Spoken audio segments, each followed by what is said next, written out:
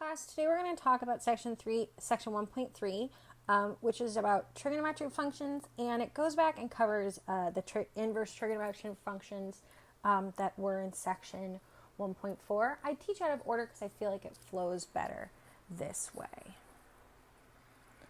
So let's talk about radians and degrees. So these are two systems of angle measurement. Radians are a more natural way of measuring because they're directly related to the unit circle. Here's the equation for the unit circle, and friendly reminder that this is a circle with a radius of 1. Okay? And because of this, this means the unit circle has a circumference of 2 pi, because 2 pi r is the equation for circumference. So I have 2 pi times 1, and I just get 2 pi. So, given an angle, theta, that's what this symbol is by theta, we let the length of our arc, the arc right here, on our unit circle be the corresponding measure in radians. So, for example, 360 degrees is 2 pi radians. Note that you don't need to write radians all the time. 180 degrees is pi, or pi radians, and 90 degrees is pi over 2 radians. And this makes sense, right? If I had 180 degrees, that arc would be, let me pick a different color.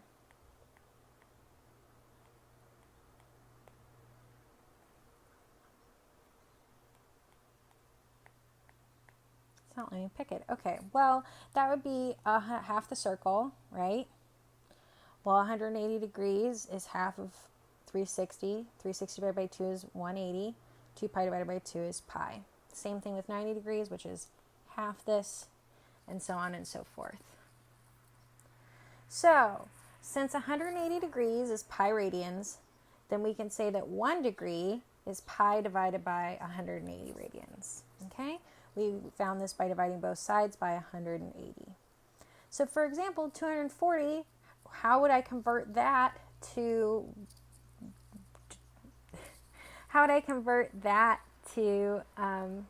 radians is I multiply it by pi over 180, right? This is our conversion tool. So that's going to be 240 pi over 180 pi, and I need to simplify. That's going to give me, both of these are divisible by 60, so I have 4 pi.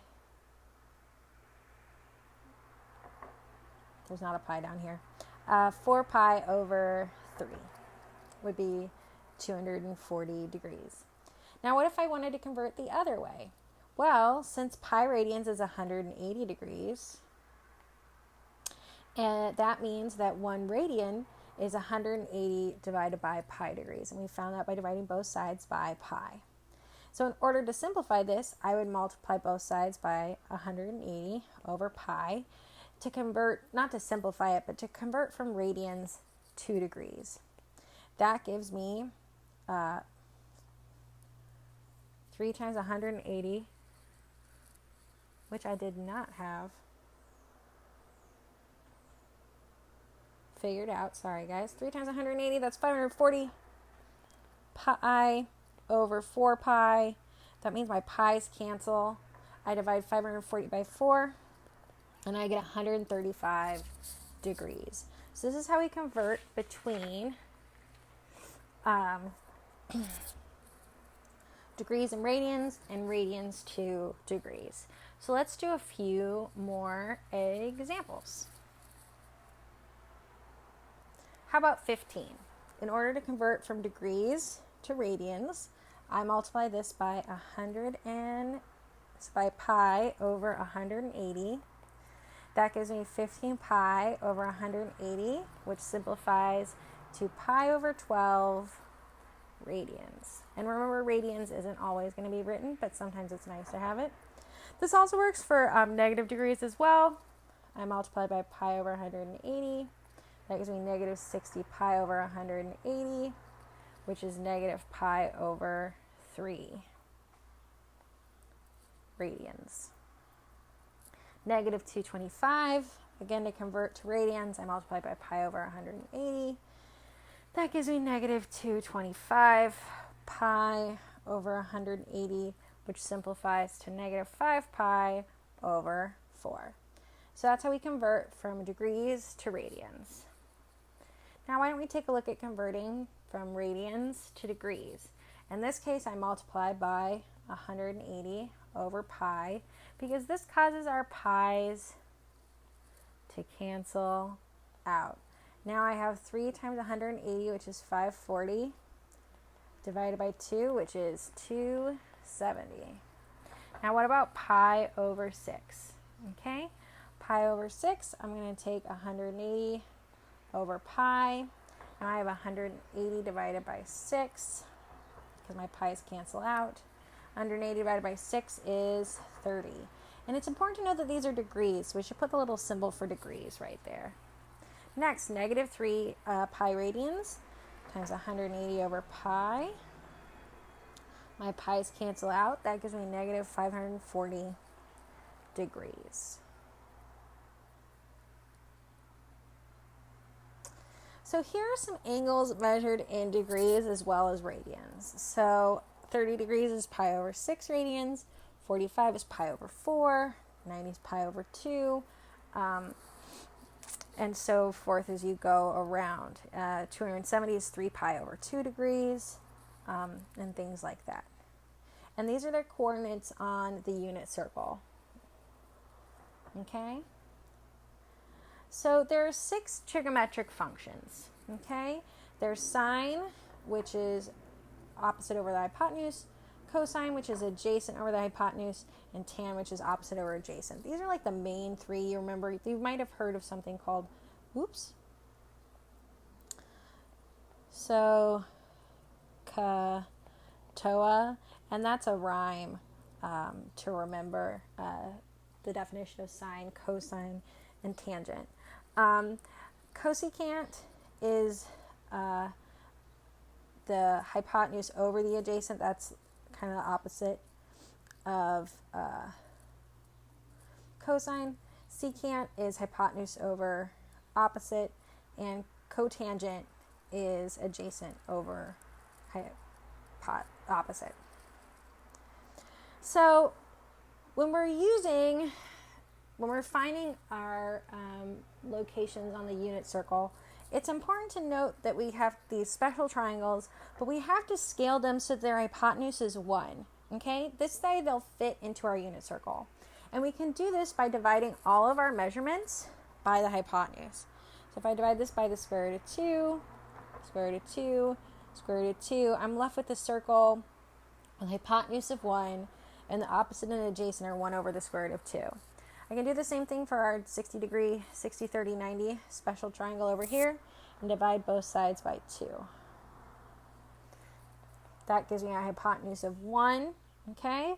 And my opposite and adjacent have changed to the square root of 3 over 2 and 1/2. Now they'll fit back in our circle, right? So if we have any point on our circle centered at the origin, let theta be an angle with the initial side, so your adjacent, right, is along the positive x-axis. That's positive side over here.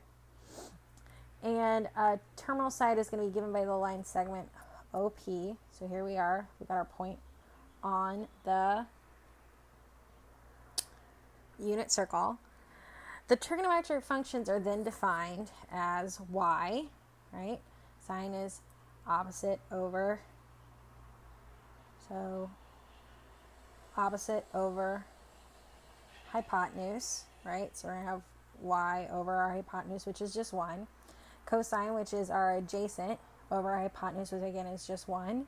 And then our tangent, which is y over x. And then the other ones are all of them just flipped. So for example, if x is 0, then secant and tangent are undefined because you can't divide by 0. And if y is 0, then our cotangent and cosecant are undefined because you can't divide by 0. So let's try evaluating some trig functions. For example, the sine of 0 is the same as the sine of pi. And the cosine of pi over 2 is the same as the cosine of 3 pi over 2. Okay, we're going to start to see some patterns. So I can solve these trigonometric functions by plugging in the radians or the degrees, and then looking back to my unit circle. So the sine of 120 degrees is the square root of 2 over 2. How did I get that? So if I have my unit circle and I have a degree of 120 degrees, I'm trying to figure out my sine is our y value. So I'm trying to figure out the y over here. Well, that means over here I've got 60 degrees, and we have a special 60-degree triangle who has a hypotenuse of 1.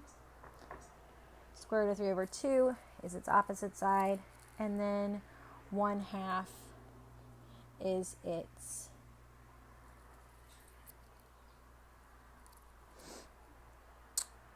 adjacent side. So I have, for square root of 2 pi over 2, this is going to give me just my y value, so it's actually square root of 3 over 2. For tangent of negative 5 pi over 6, that is going to be tangent of negative 150 degrees. So again, if we go to our unit circle, and I go to negative 150 degrees, I'm left with 30 degrees right here. And we've got that special triangle, that 30, 60, 90 triangle, like up here, but now things are a little bit different. So this side is the square root of 3 over 2. My side over here is always going to be 1. And over here I have 1/2. So now for tangent, that's going to be, if we go back to evaluate our trigonometric functions, it's going to be y over x. So my y value in this case is 1/2 divided by my x value, which is the square root of 3 over 2. And that's going to leave me with 1 over the square root of 3 as our final answer. And you can do the same thing for the cosine of 315 degrees. That's going to be, I've gone around 315 degrees. I'm left with a 45-degree angle here. So I use my 45, 45, 90 triangle. So my hypotenuse is 1. It should be ending on the unit circle, but I'm not a good grapher.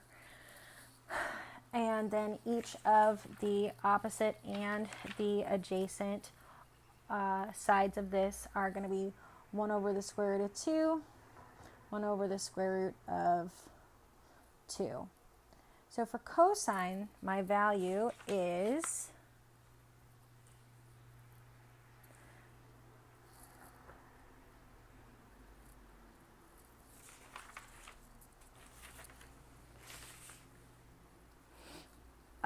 it's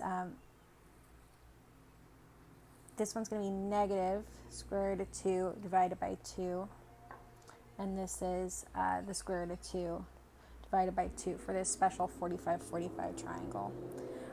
So now I'm going to have to take opposite over adjacent, so y over x. So I have,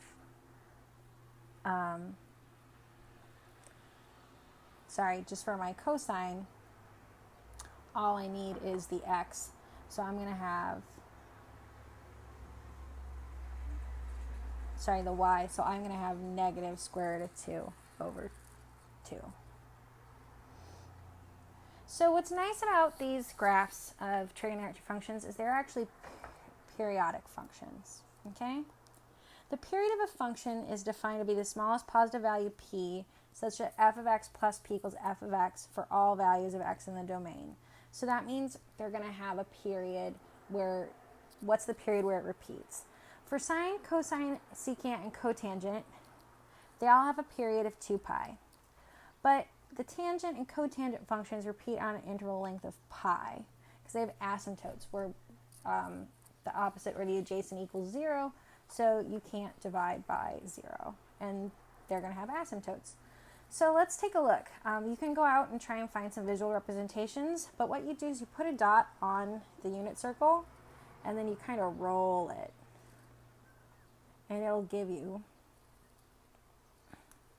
you kind of graph all the values of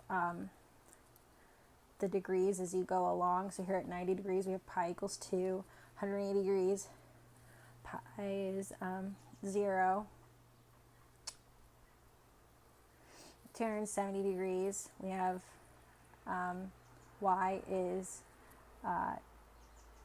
negative 1, and back to 360 we have y is 0. So we're graphing the y value as we go around our circle. For tangent, if we graph the y value as we go around our circle, there's a way to visualize this. I've also posted the video here.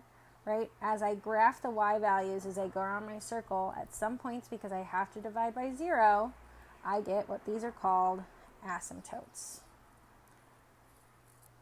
So here are the graphs of our trigonometric functions: sine, cosine, tangent, cotangent, cosecant, and secant, a little bit different. And we do have reciprocal identities. So these are all the trigonometric identities. And we can use these to solve an equation. And then find all possible solutions for our trigonometric identities. So let's open a new tab real quick.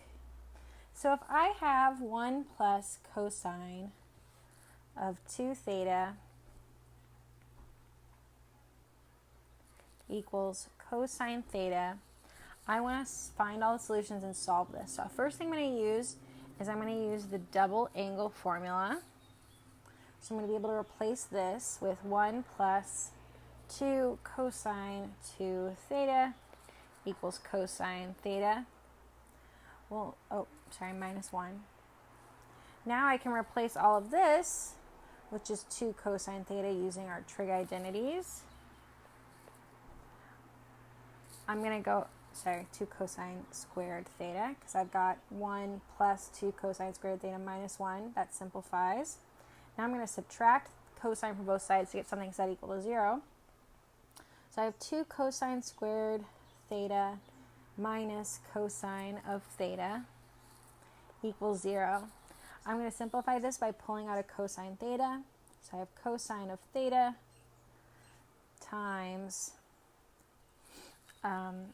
2 cosine theta minus 1. Notice my square went away, and this is equal to 0. So I have, when cosine, using the 0 property, when cosine of theta equals 0, and when 2 cosine of theta minus 1 equals 0. These are all the possible solutions. So it's nice to remember that cosine of theta is 0 when I have pi over 2, when I have 3 pi over 2, and so on and so forth. Okay, so it's really pi over 2 plus or minus 2 pi, because it's at 90 degrees, 270 degrees, so on and so forth. So it's like I'm adding pi each time. So my theta is pi over 2. Oh, I can't write it down there. So my theta values would be pi over 2 plus pi. Now for this other side, I have 2 cosine of theta minus 1 equals 0. I add 1 to both sides. That gives me 2 cosine of theta equals 0. 1. I divide both sides by 2. I get cosine of theta is 1/2. Well, when is cosine of theta 1/2? That's when theta is pi over 3. All the way to pi over 3 plus 2 pi, because it continues to repeat.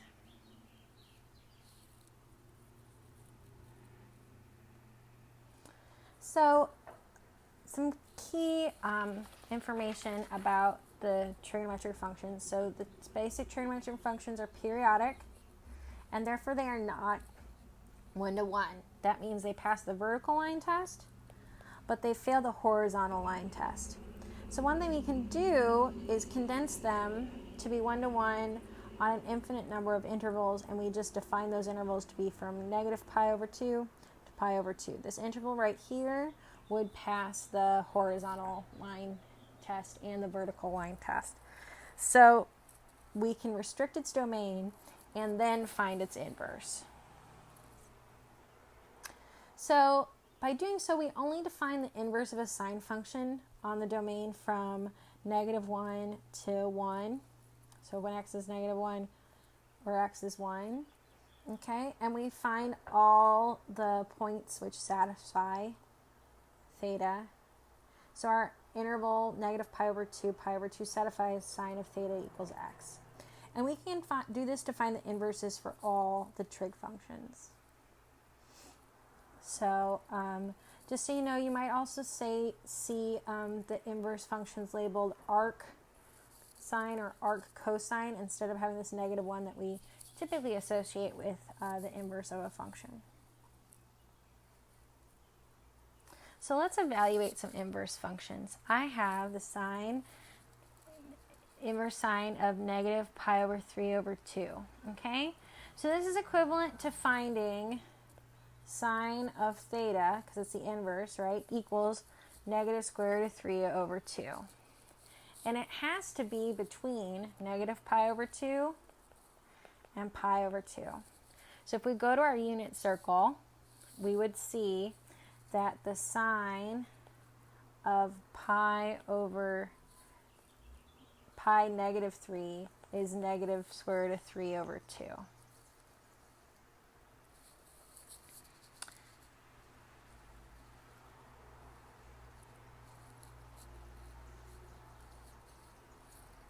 And pi over -3 is in the case. So our answer to this would be pi over -3. Now, if I take two tans, it's important to note that like the inverse of a function undoes itself. So those are actually kind of cancel out. So I'm left with -1 square root of 3.